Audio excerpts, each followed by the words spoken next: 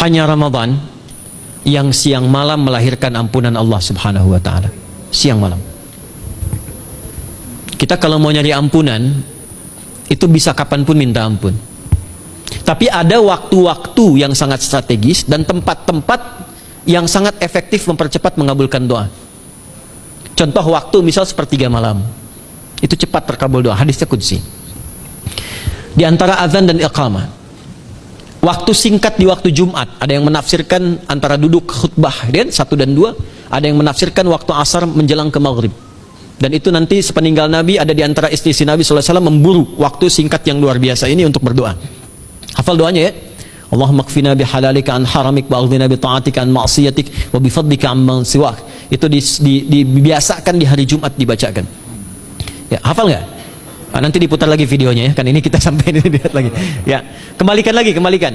Ada yang sifatnya tempat. Mihrab itu mustajab. Makanya kenapa imam itu di mihrab? Karena mewakili makmum untuk berdoa. Karena itu pilih imam yang betul-betul paham fikih salat, bagus bacaannya, dan ngerti fikih salat, supaya dia sebelum salat melihat ke belakang. Itu bukan cuma merapatkan barisan, tidak, untuk melihat siapa yang salat.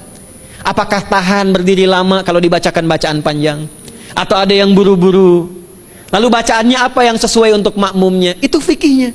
Karena itu tempatnya di mihrab, dan mihrab itu viral, tempat yang cepat mengabulkan doa. Maryam itu punya mihrab. Nabi Zakaria saat minta keturunan itu mohon kepada Allah di mihrabnya Maryam.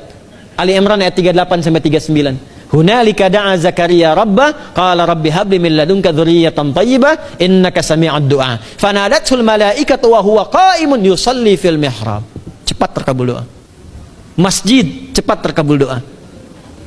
Tapi Ramadan itu menggabungkan semuanya, nggak usah tunggu sepertiga malam. Siangnya diampuni, malamnya diampuni. Apa dalilnya? Untuk malam lekat dengan ibadah qiyam namanya. Man qama ramadhana imanan wa ihtisaban ghufira lahu ma taqaddama min. Siapa yang mampu menghidupkan Ramadan di malam harinya. Dan jangan salah Bapak Ibu sekalian, awas jangan salah ya. Ramadan itu satu paket ibadahnya. Bukan cuma puasa. Ramadan satu paket. Ada paket siang, ada paket malam. Dan gak ada paket hemat. Full. Ada siang, ada malam. Dan itu semua sama, cuma beda satu huruf. Hadisnya sama, ibadahnya juga diksinya sama, cuma beda sehuruf. Malamnya qiyam, siangnya siam. Awas ya, malamnya apa? Qiyam, siangnya apa? Siam. Cuma beda satu huruf. Dan itu satu paket. Jadi kalau Anda tertinggal, jangan Anda lah, jangan kita. Kalau ada orang yang tidak mengerjakan semalam, misalnya qiyamnya, cuman siamnya, sah puasanya, benar sesuai rukun, sah. Cuman tidak sempurna keutamaan Ramadannya. Karena itu Allah mengatakan kalau sedang puasa, sempurnakan dengan ibadah malamnya. Itu ada di Al-Baqarah ayat 187. Tsumma atimmus siyama ilal lail. Muqaddimatul lail, maghribnya untuk puasa, lail atasnya untuk qiyam. Orang yang mampu menghidupkan ibadah malam, jangan salah ya, nanti kita mulai puasa, insya Allah yang pertama dimulai ibadah malam, qiyam, bukan siam. Jadi jangan terlampau soleh, puasanya nanti nunggu fajar. Malam itu qiyam. Nah qiyam ini ada potensi ampunan dosa Pak Bu. Jadi kalau kita manfaatkan ibadah ini dengan benar, misal ya, kita kan nggak tahu ajal nih.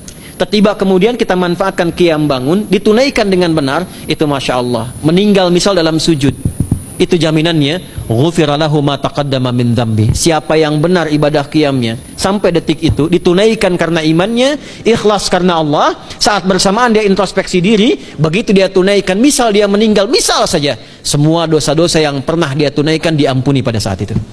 Ma itu tanpa batas. Ma taqaddama min dzambi, ma semua yang pernah dia kerjakan dalam hidupnya. Karena itu viral. Sayyidah Aisyah itu pernah minta petunjuk pada Nabi di hadis Muslim. Bertanya pada Rasulullah, ya Rasulullah, kalau malamnya saya pengen ibadah dan qadar Allah bertepatan dengan malam Al-Qadar, apa yang saya minta? Itu sampai diajarkan oleh Nabi doanya, dan doanya sahih. Di At-Tirmidzi dikuatkan lagi dengan lebih lengkap redaksinya.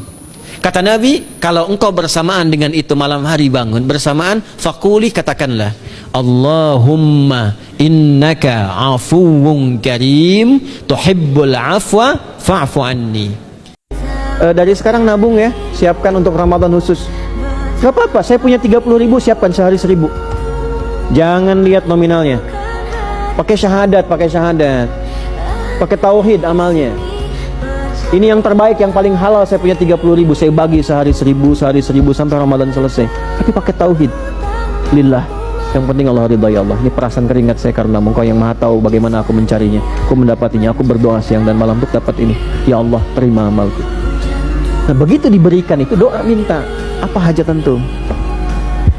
Ukur tuh 30, keluarkan dari sekarang. Doa hari pertama setelah saya infak untuk ayah saya dulu, untuk ibu saya, untuk istri, untuk anak-anak. Baru yang lain-lain, karir apa, belajar dan sebagainya. Gitu, satu-satu dari sekarang. Siapkan nabung yang benar. Ternyata berdoa dalam sholat itu berbeda dengan doa saat tidak sedang sholat. Orang kalau sholat dia berdoa dan benar doanya, itu akan dijawab 2 kali lipat lebih cepat dibanding dengan yang doa tapi di luar sholat. Saya bocorin nih, bocor halus aja nih. Orang yang doa dalam sholat itu doanya akan dikabulkan 2 kali lipat lebih cepat dibandingkan orang yang doa di luar sholat. Doa saat Ramadan itu mustajab. Saya sarankan ya, kalau sedang ibadah Ramadan, tutup dengan doa. Selesai baca Quran, doa. Selesai sholat walaupun 2 rakaat, doa. Ya, buka puasa itu paling efektif. Itu langsung hadisnya jelas sekali. Orang yang puasanya benar, dia berdoa saat buka, itu potensi dikabulkannya tinggi sekali. Di akhirat diberikan kebahagiaan dari puasanya, di dunia bahagianya saat tahu dia berbuka dan dia berdoa. Itu dikabulkan. Ya, makanya setan provokasi betul itu saat buka itu, supaya fokus kita ke makanan dulu. Mungkin yang menghambat rezeki itu dosa. Yang menghambat perbuatan belum bisa jadi baik, dosa. Ya, mohon maaf, dengan berbagai jenisnya. Maka yang terbaik apa? Datang ke masjid. Ya.